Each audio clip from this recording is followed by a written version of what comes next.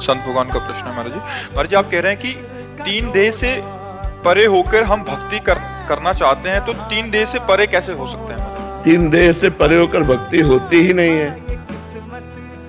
तीन देह से परे होकर भक्ति होती नहीं, तीनों देहों का समर्पण करने से भक्ति होती है। परे शब्द ज्ञान के अंतर्गत है, भक्ति के अंतर्गत नहीं है।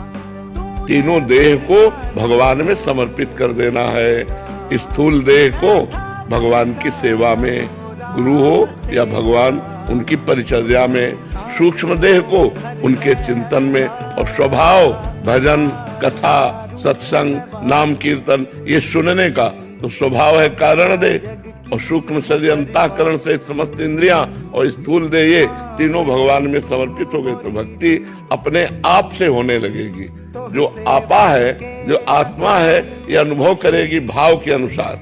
अगर आपका भाव दास्य भाव है, सख्य भाव है, वात्सल्य भाव है, गोपी भाव है, सहचरी भाव है, जो भाव है उसी भाव का आपको अनुभव होने लगेगा कि मैं वही हूँ।